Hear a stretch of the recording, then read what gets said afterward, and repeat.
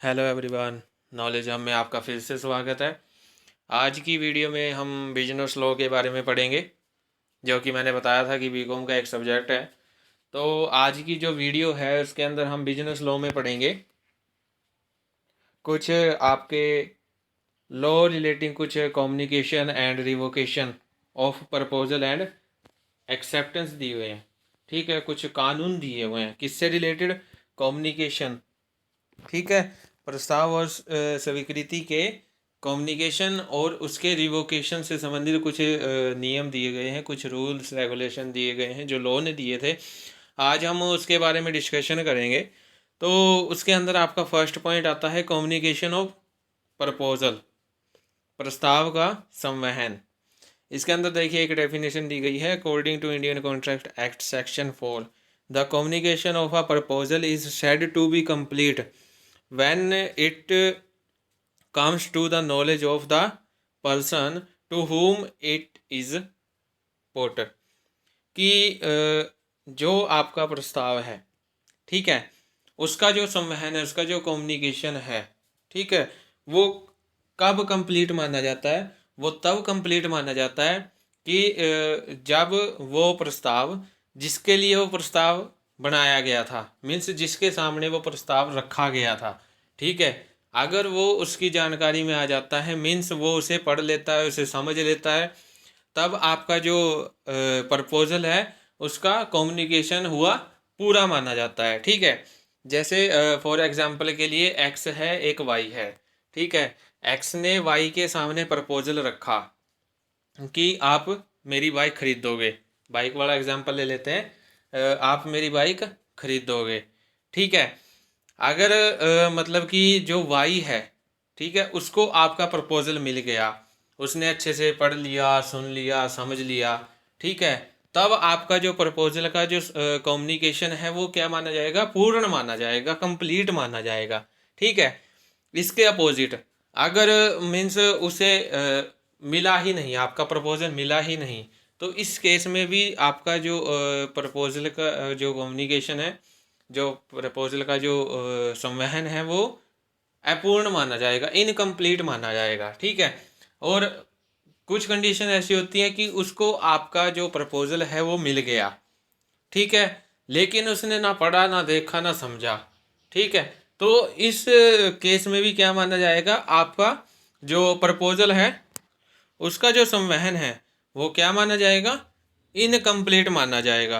तो ये पॉइंट क्या कहता है कि जो आपका प्रपोजल है, ठीक है, वो उसका संवहन हुआ तब पूर्ण माना जाता है जब तक कि वह जिस व्यक्ति के लिए बनाया गया था, जिस पर्सन के लिए आपने प्रपोजल तैयार किया गया था, वो उसके पास पहुंच ना जाए। और जो आपका प्रपोजल मतलब कि जो आपका एक्सेप्टर है, जिसको आपने प्रपोजल भेजना है, वो उसे देखना ले, पढ़ना ले, सुनने ले, ठीक है, तब तक आपका जो प्रपोजल है उसका संवहन पूर्ण नहीं माना जाएगा। अगर उसने देख लिया, समझ लिया, मीन्स अच्छे से पढ़ भी लिया, ठीक है, तो आपका जो प्रपोजल है उसका कम्युनिकेट होना पूर्ण माना जाएगा, कंप्लीट माना जाएगा। ठीक है, उसके बाद आपका जो सेकंड पॉइंट आता है वो आता है communication of acceptance. Communication of acceptance, जैसे कि हमने पीछे पढ़ा था ना, प्रपोजल का संवहन, ठीक है, प्रस्ताव का संवहन, तो ऐसे ही क्या है? स्वीकृति का संवहन। इसके अंदर ना हमने 2 पॉइंट दिए हैं, ठीक है, 2 पॉइंट दिए हैं। पहला क्या है? एज अगेंस्ट अ प्रपोजर, प्रस्तावक के विरुद्ध।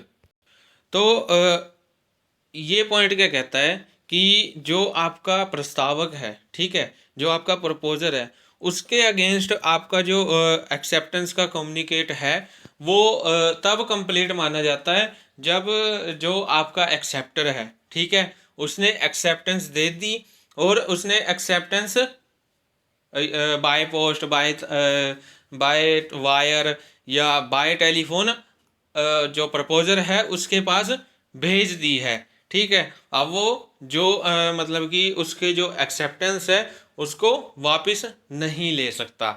ठीक है, तो इस केस में क्या है कि आपका जो एक्सेप्टेंस कम्युनिकेट है वो तब कंप्लीट माना जाएगा जब तक कि वो जो आपका एक्सेप्टर है वो आपके जो प्रपोजल है उसके ऊपर क्या ना कर दे, एक्सेप्टेंस दे ना दे, और एक्सेप्टेंस देने के बाद उसको प्रपोजल के पास भेज दे। उसके बाद सेकंड पॉइंट आता है एज अगेंस्ट द एक्सेप्टर। ठीक है, फर्स्ट पॉइंट में हमने क्या कहा था कि जो आपका एक्सेप्टर है वो एक्सेप्टेंस दे देता है और डाक के द्वारा उसे भेज देता है, बाय पोस्ट उसे भेज देता है, सेंड कर देता है। ठीक है, सेकंड पॉइंट में क्या कहता है कि जो आपका एक्सेप्टेंस का कम्युनिकेट है वो तब कंप्लीट माना जाएगा, एज अगेंस्ट द एक्सेप्टर तब कंप्लीट माना जाएगा जब जो एक्सेप्टर की एक्सेप्टेंस है वो प्रपोजर के पास पहुंच जाए, उसकी नॉलेज में आ जाए, उसकी जानकारी में आ जाए, वो उसको पढ़ ले, अच्छे से देख ले। ठीक है, तो ये था आपका सेकंड पॉइंट। इसको हम एक एग्जांपल के थ्रू करते हैं दोनों पॉइंट को। अब मान लीजिए एक्स वाई दो आपके पास पर्सन है। ठीक है, तो एक्स क्या करता है, वाई को अपना मकान एक फिक्स प्राइस पे क्या करता है, बेचने के लिए प्रपोजल रखता है। ठीक है, अब जो वाई है, वाई इस प्रपोजल पे जो एक्सेप्टेंस दे देता है और इसकी जो इन्फॉर्मेशन है वो किसको देता है, एक्स को दे देता है, किसके द्वारा, डाक के द्वारा भेज देता है।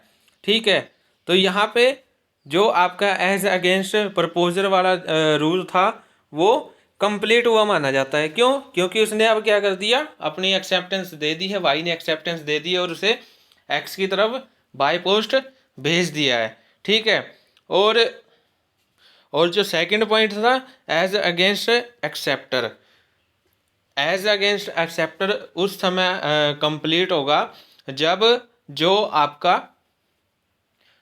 जो एक्सेप्टेंस है, एक्सेप्टर की, वाई की जो एक्सेप्टेंस है वो एक्स के पास पहुंच जाए। ठीक है, तो इसमें दो पॉइंट्स है जिसमें क्या है, एक्स ने वाई को अपना मकान बेचने के लिए क्या भेजा, प्रपोजल भेजा, वाई ने उस पर एक्सेप्टेंस दे दी और बाय पोस्ट उसे भेज दिया। ठीक है, तो यहाँ पे जो आपका प्रपोजल है उसके अगेंस्ट एक्सेप्टेंस का कम्युनिकेट हो जाता है। ठीक है, अब वाई ने जो प्रपोजल पे एक्सेप्टेंस भेजी थी, ठीक है, वो एक्स को मिल चुकी है, उसकी नॉलेज में आ चुकी है। ठीक है, तो यहाँ पे जो आपका वाई है उसका भी जो एक्सेप्टेंस का कम्युनिकेशन है वो भी कंप्लीट हुआ मान लिया जाता है। उसके बाद आपका थर्ड पॉइंट आता है कम्युनिकेशन ऑफ रिवोकेशन। अब रिवोकेशन का मतलब क्या होता है, वापस लेना। ठीक है, जैसे किसी ने कोई प्रपोजल भेजा था वो उसको वापस मंगवाना चाहता है। ठीक है, किसी ने एक्सेप्टेंस दी, वो अपनी एक्सेप्टेंस को वापस लेना चाहता है। अगर वो ऐसा कर लेते हैं तो वो आपका क्या माना जाएगा, रिवोकेशन माना जाएगा, खंडन जिसे हम हिंदी में बोल देते हैं। ठीक है, अब खंडन के संबंध में फर्स्ट आपका पॉइंट आता है, और ये दोनों को राइट होता है, ये आपके प्रपोजर को भी और एक्सेप्टर को भी राइट होता है कि वो अपने प्रस्ताव, अपने प्रपोजल और अपनी एक्सेप्टेंस का क्या कर सकते हैं, खंडन कर सकते हैं, रिवोकेशन कर सकते हैं। ठीक है, अब उसके बाद आपका फर्स्ट पॉइंट आता है as against the person who is revoking. जो कम्युनिकेशन ऑफ रिवोकेशन है वो against the person who is revoking. ठीक है, ये उस समय कंप्लीट माना जाता है कि जब जो आपका पर्सन है जो रिवोकेशन करना चाहता है, ठीक है, वो क्या कर दे, अपनी जो इंफॉर्मेशन है, रिवोकेशन की इंफॉर्मेशन है, वो बाय पोस्ट भेज दे। ठीक है, उसके बाद सेकंड पॉइंट आता है as against the person to whom it is made. ये भी सेम वैसे ही है जैसे हमने ऊपर किया था। फर्स्ट में क्या था कि फर्स्ट पॉइंट कब कंप्लीट हुआ माना जाता है, जब जो रिवोकेशन कर रहा है, ठीक है, वो क्या कर दे, रिवोकेशन की सूचना बाय पोस्ट भेज दे। सेकंड पॉइंट में क्या है, सेकंड पॉइंट तब पूरा माना जाता है जब जो आपने रिवोकेशन जिसके लिए भेजा है, ठीक है, वो रिवोकेशन उसके पास पहुंच जाए। अगर प्रपोजल ने रिवोकेशन भेजा है वो एक्सेप्टर के पास पहुंच जाए, अगर एक्सेप्टर ने रिवोकेशन भेजा है वो प्रपोजर के पास पहुंच जाए। तो अगर वो जो प्रपोजल ने रिवोकेशन एक्सेप्टर के लिए भेजा है, ठीक है, अगर वो एक्सेप्टर तक पहुंच जाए तो आपका जो सेकंड रूल है वो कंप्लीट हुआ माना जाता है। ठीक है, उसके बाद फोर्थ पॉइंट आपका आता है रिवोकेशन ऑफ प्रपोजल, प्रस्ताव का खंडन। As per section 5 of the Indian contract act क्या कहता है, the refusal of the offer may be communicated to the proposer at the time before the acceptance is complete but not afterwards। तो ये point आपका क्या कहता है कि आप जो आपका मतलब कि जो प्रपोजल ने प्रपोजल भेजा है, ठीक है, वो उस समय अपने जो प्रपोजल है उसको वापस मांग सकता है जब तक कि वो एक्सेप्टर के पास ना पहुंचे। ठीक है, अगर एक्सेप्टर ने एक बार उस प्रपोजल को प्राप्त कर लिया, उस पर एक्सेप्टेंस दे दी, तो उसके बाद आप जो आपका जो प्रपोजल है आप उसका रिवोकेशन नहीं कर सकते। ठीक है, जो कुछ करना होगा पहले ही करना होगा। जैसे कि हमने एग्जाम्पल लिया था कि एक्स वाई थे, एक्स ने क्या किया, अपनी मोटरसाइकिल बेचनी है, अपनी बाइक बेचनी है, और उसने वाई को क्या भेज दिया, एक प्रस्ताव भेज दिया, प्रपोजल भेज दिया। ठीक है, अगर एक्स को अपनी बाइक नहीं बेचनी है, ठीक है, उसका मूड बदल गया कि मैंने अपनी बाइक नहीं बेचनी है, अगर वो वाई तक उसके प्रपोजल को पहुंचने से पहले ही वापस मंगवा लेता है, ठीक है, उसकी इन्फॉर्मेशन पहले ही वाई को दे देता है कि मेरे को अपना प्रस्ताव क्या करना है, रिवोकेशन करना है बिफोर एक्सेप्टेंस। उसकी एक्सेप्टेंस देने से पहले ही उसे सूचना दे देता है कि मेरे को अपना प्रपोजल क्या करना है, रिवोकेशन करना है, वापस लेना है। ठीक है, तो क्या है कि जो आपका प्रपोजल है, जो एक्स का प्रपोजल है, वो एक्स को वापस मिल सकता है। लेकिन अगर उसने क्या किया है, वाई ने एक्सेप्टेंस दे दी कि हाँ मैं आपकी जो मतलब कि आपकी जो स्कूटर है उसको, आपकी जो बाइक है उसको परचेज कर लूँगा, ठीक है, उसने एक्सेप्टेंस दे दी, तो आप जो एक्स है वो अपने प्रपोजल को वापस नहीं मंगा सकता। ठीक है, तो जो आपका प्रपोजल का रिवोकेशन है वो एक्सेप्टेंस से पहले हो जाना चाहिए। एक्सेप्टेंस के बाद आप प्रपोजल का रिवोकेशन नहीं करवा सकते। ठीक है, उसके बाद आपका 5th पॉइंट आता है रिवोकेशन ऑफ एक्सेप्टेंस। ये भी उसी जैसा है जैसे हमने पढ़ा ना रिवोकेशन ऑफ प्रपोजल, ये भी उसी जैसा है रिवोकेशन ऑफ एक्सेप्टेंस। तो ये क्या कहता है, उसमें क्या था कि प्रपोजल पर एक्सेप्टेंस देने से पहले हमें क्या करवाना चाहिए, रिवोकेशन करवा सकते हैं प्रपोजल का, एक्सेप्टेंस देने के बाद नहीं करवा सकते। ठीक है, इसमें भी यही है कि अगर जो आपने एक्सेप्टेंस दी है, जैसे एक्स वाई 2 पर्सन थे, अगर वाई ने एक्सेप्टेंस दे दी, ठीक है, और एक्सेप्टेंस की सूचना बाय पोस्ट एक्स तक पहुंचा दी, ठीक है, अगर जो एक्सेप्टेंस का जो कम्युनिकेशन है वो कंप्लीट हो जाता है तो उसके बाद आप एक्सेप्टेंस का रिवोकेशन नहीं कर सकते। ठीक है, अगर प्रपोजल के एक्सेप्टेंस की कम्युनिकेट होने से पहले ही, ठीक है, एक्सेप्टेंस के रिवोकेशन की सूचना अगर प्रपोजल तक पहुंचा दी जाती है तो एक्सेप्टेंस का जो रिवोकेशन है वो आसानी से किया जा सकता है। जैसे मैंने एक्स वाई का एग्जांपल लिया था, एक्स आपका प्रपोजर है और वाई क्या है, एक्सेप्टर है। ठीक है, एक्स ने वाई को प्रपोजल भेजा, वाई ने एक्सेप्टेंस दे दी, वाई ने वापस उसकी इन्फॉर्मेशन किसको बाय पोस्ट भेज दी, एक्स को भेज दी, प्रपोजर को भेज दी। ठीक है, जो इन्फॉर्मेशन है, ठीक है, अगर वाई उसके पहुंचने से पहले ही रिवोकेशन का लेटर एक्स को भेज देता है, ठीक है, तो आपकी जो वाई है वो अपनी एक्सेप्टेंस को क्या कर सकता है, रिवोकेशन कर सकता है। ठीक है, अगर आपका जो लेटर है, एक्सेप्टेंस का लेटर है, वाई की जो एक्सेप्टेंस का लेटर है वो एक्स तक पहुंच जाए, एक्स उसे पढ़ ले, उसे समझ ले, ठीक है, अगर उसके बाद आपका रिवोकेशन का, वाई का जो रिवोकेशन का लेटर एक्स तक पहुंचता है तो उस टाइम रिवोकेशन नहीं किया जा सकता। ठीक है, तो ये कुछ पॉइंट्स थे जो कि हमने डिस्कस किए हैं, ये जो आपके जो प्रपोजल है और जो एक्सेप्टेंस है, ठीक है, उसके रिवोकेशन और कम्युनिकेशन से संबंधित कुछ लॉज थे, कुछ रूल थे, कुछ रेगुलेशन थे। अब उसके बाद आपका पॉइंट आता है methods of revocation of offer या प्रपोजल, कि जो आपका प्रस्ताव है उसके रिवोकेशन करने के क्या क्या मेथड हो सकते हैं, कैसे एक प्रपोजर अपने प्रपोजल का क्या करवा सकता है, रिवोकेशन करवा सकता है। ठीक है, उसके इसमें फर्स्ट पॉइंट आता है बाय नोटिस। तो ये आपका फर्स्ट मेथड है। बाय नोटिस क्या कहता है, बाय नोटिस ये कहता है कि अगर आपको अपने जो प्रपोजल है, अगर एक प्रपोजल है वो अपने प्रपोजल का रिवोकेशन करवाना चाहता है, ठीक है, तो उसे बाय नोटिस क्या करनी पड़ेगी, एक्सेप्टर को पहले ही सूचना देनी पड़ेगी।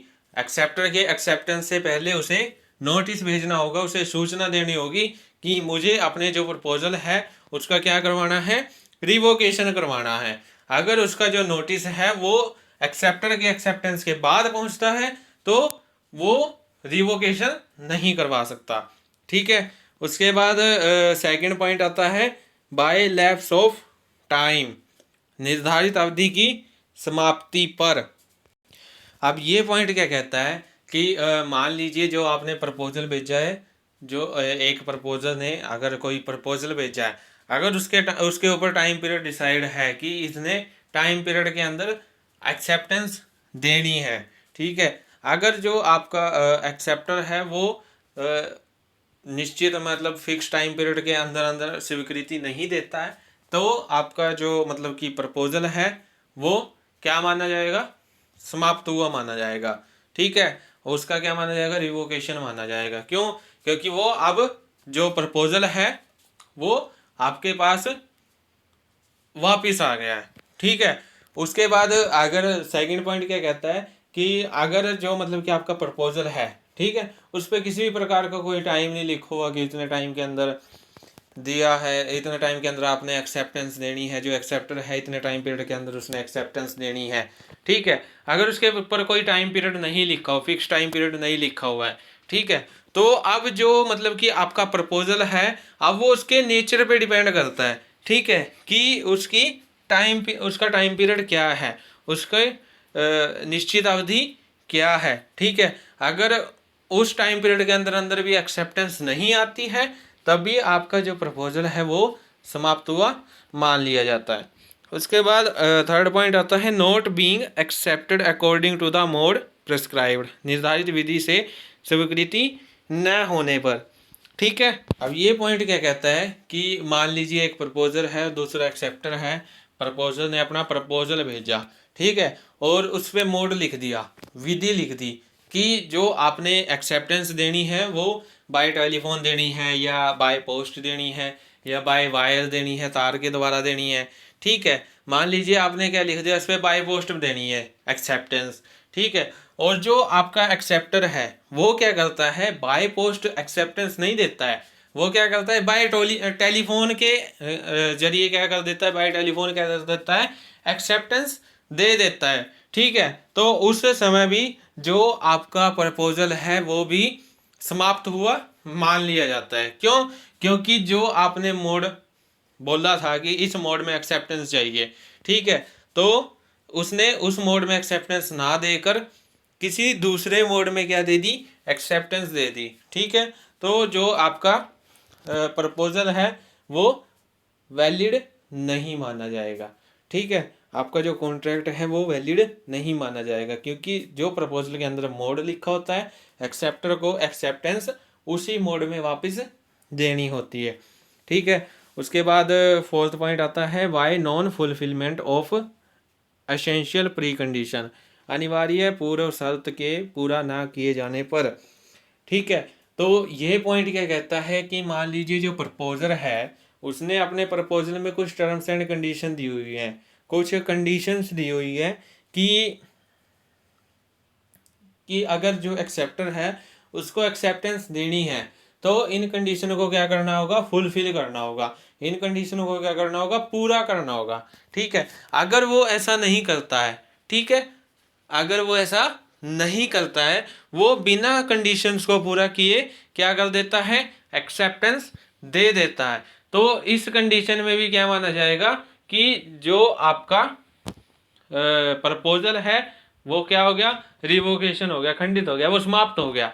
ठीक है, और वो बाय लॉ लीगल नहीं माना जाएगा। क्यों, क्योंकि उसने टर्म्स एंड कंडीशन को पूरा ही नहीं किया जो आपने प्रपोजल के साथ दी हुई थी। ठीक है, उसके बाद फिफ्थ पॉइंट आता है बाय डेथ ऑफ और इंसेंटरी ऑफ द प्रपोजर, प्रस्तावक की मृत्यु अथवा उसके पागल होने पर। जैसे मान लीजिए आपके एक्स वाई दो पार्टनर हैं, ठीक है, एक्स और वाई दो हैं। एक्स क्या है, प्रपोजर है, और वाई क्या है, वाई क्या है, एक्सेप्टर है। ठीक है, मान लीजिए इन केस एक्स ने प्रपोजल भेज दिया, ठीक है, और वाई ने प्रपोजल ले भी लिया, लेकिन प्रपोजल के भेजने के बाद ही एक्स की क्या हो जाती है, डेथ हो जाती है, या वो पागल हो जाता है। ठीक है, पागल हो जाता है, अनसाउंड माइंड जिसे हम बोल देते हैं, अनसाउंड माइंड का हो जाता है। ठीक है, तो यहाँ पे जो प्रपोजल है वो क्या हुआ माना जाता है, रिवोकेशन हो जाता है, यहाँ पे प्रपोजल का खंडन हो जाता है। वहां पे आपका प्रपोजल क्या हो जाता है, समाप्त हो जाता है। क्यों? क्योंकि जिसने प्रपोजल भेजा था, जो प्रस्तावक था, या तो वो है ही नहीं, या वो अनसाउंड माइंड का हो गया है। ठीक है, तो यहाँ पे जो आपका कॉन्ट्रैक्ट है उसे भी वैलिड नहीं माना जाएगा, वो क्या माना जाएगा, वॉइड माना जाता है। जैसे हमने पढ़ा था ना, वॉइड कॉन्ट्रैक्ट, वहां पे जो आपका कॉन्ट्रैक्ट माना जाता है वो वॉइड हो जाता है। क्यों? क्योंकि जिस पक्ष का उसने प्रपोजल भेजा था ना, या तो वो है ही नहीं, या वो आपका अनसाउंड माइंड का हो गया है। ठीक है, उसके बाद आता है बाय काउंटर ऑफर, प्रति प्रस्ताव द्वारा। अब ये पॉइंट क्या कहता है कि मान लीजिए एक्स वाई दो पक्षकार हैं। एक्स ने क्या बोला कि मैं अपनी बाइक आपको बेचूंगा, वाई को बेचूंगा, कितने में, 25,000 में। ठीक है, लेकिन वाई क्या कहता है कि आप 25,000 रहने दो, मैं आपको आपकी बाइक के क्या दे दूं, 20,000 दे देता हूं। ठीक है, तो यहाँ पे जो एक्स है उसका प्रपोजल समाप्त हो जाता है। ठीक है, उसके प्रपोजल का खंडन हो जाता है। ठीक है, वाई का वहां पे प्रपोजल चल जाता है, जिसे हम क्या कहते हैं, काउंटर ऑफर कहते हैं। क्या कहते हैं, काउंटर ऑफर। कि जो एक्स है उसने 25,000 बोले थे, लेकिन वाई ने सामने से कितने का ऑफर रखा, 20,000 का ऑफर रखा, और एक्स ने उस पर क्या दे दी, एक्सेप्टेंस दे दी। तो वो ऑफर क्या माना जाएगा, काउंटर ऑफर माना जाएगा। यहाँ पे एक्स का जो प्रपोजल है वो समाप्त हो जाता है, और वाई का जो काउंटर ऑफर है वो शुरू हो जाता है। उसके बाद सेवंथ पॉइंट आता है बाय डेथ और इंसेंटिटी ऑफ द एक्सेप्टर। अब पीछे क्या पड़ा था, प्रपोजर, अब यहाँ पे क्या आ गया, एक्सेप्टर। मीन्स दोनों ही केस में, यदि मान लीजिए आपके एक्स वाई दो हैं, एक प्रपोजर है, दूसरा एक्सेप्टर है। अगर जो आपका प्रपोजर है एक्स, अगर उसकी डेथ हो जाती है, या वो इनसॉल्वेंट मतलब अनसाउंड माइंड का हो जाता है, तब भी आपका जो प्रपोजल है वो समाप्त हुआ माना जाता है। वो आपका जो प्रपोजल है वो क्या माना जाएगा, वॉइड माना जाएगा, जो आपका कॉन्ट्रैक्ट होगा वॉइड माना जाएगा। ठीक है, सेम ऐसा ही दूसरी कंडीशन क्या है, अगर जो आपका वाई है, मीन्स जिसके लिए प्रपोजल तैयार किया गया था, जो आपका एक्सेप्टर है, अगर उसकी भी डेथ हो जाती है, ठीक है, अगर उसकी डेथ हो जाती है, या वो अनसाउंड माइंड का हो जाता है, तब भी जो आपका प्रपोजल है वो क्या माना जाएगा, वॉइड माना जाएगा, व्यर्थ माना जाएगा, वो लीगली वैलिड नहीं माना जाएगा। ठीक है, उसके बाद एट्थ पॉइंट आता है बाय चेंज इन लॉ, कानून में परिवर्तन होने पर। ठीक है, आप मान लीजिए आपने कोई प्रपोजल भेजा, किसी पर्सन को प्रपोजल भेजा, लेकिन वो पहले वाले रूल रेगुलेशन के अकॉर्डिंग भेजा, पहले वाले लॉ के अकॉर्डिंग भेजा है। ठीक है, जब आपने प्रपोजल भेजा उस टाइम लॉ कुछ और थे। ठीक है, और जब आपका प्रपोजल आगे तक पहुंच गया, ठीक है, उसके बाद क्या हो गया, लॉ में अचानक से चेंज हो गया, रूल रेगुलेशन अचानक से क्या हो गए, चेंज हो गए। और तो इस कंडीशन में क्या माना जाएगा, आपका जो प्रपोजल है वो समाप्त माना जाएगा, वो वॉइड माना जाएगा। क्यों? क्योंकि उस टाइम रूल रेगुलेशन कुछ और थे, और इस टाइम रूल रेगुलेशन कुछ और है। तो ये क्या कहता है कि लॉ के चेंज होने से भी आपके प्रस्ताव का क्या हो सकता है, खंडन हो सकता है, रिवोकेशन हो सकता है। ठीक है, उसके बाद नाइन्थ पॉइंट आता है बाय नॉन एक्सेप्टेंस और रिजेक्शन ऑफ द प्रपोजल, कि यदि जो आपका प्रपोजल है, ठीक है, एक्स ने जो प्रपोजल वाई को भेजा था, यदि वाई उसे क्या कर देता है, रिजेक्ट कर देता है, ठीक है, तो उस कंडीशन में भी क्या माना जाएगा, उस दशा में भी, उस सिचुएशन में भी क्या माना जाएगा कि जो आपका प्रपोजल है वो समाप्त हो चुका है, वो खत्म हो चुका है। क्यों? क्योंकि जिसने उस पर एक्सेप्टेंस देनी थी उसने उसे क्या कर दिया, रिजेक्ट कर दिया। तो यहाँ पे भी जो आपका प्रपोजल है उसका रिवोकेशन हुआ मान लिया जाता है, इसका खंडन हुआ मान लिया जाता है। ठीक है, तो ये आपके कुछ मेथड्स है जिनके जरिए क्या होता है, रिवोकेशन होता है। किसका? ऑफर का, आपके प्रपोजल का जो क्या होता है, रिवोकेशन होता है, उसका खंडन होता है। ठीक है, तो आज की जो वीडियो है, आज हमने किया कुछ लॉ पढ़े जो कि एक्सेप्टेंस और प्रपोजल्स के कम्युनिकेशन और उसके रिवोकेशन से रिलेटेड थे। ठीक है, और उसके बाद हमने ये मेथड किए रिवोकेशन ऑफ ऑफर के, रिवोकेशन ऑफ प्रपोजल के कुछ मेथड किए। तो आज की वीडियो में इतना ही। Thank you. Please like share and subscribe my channel.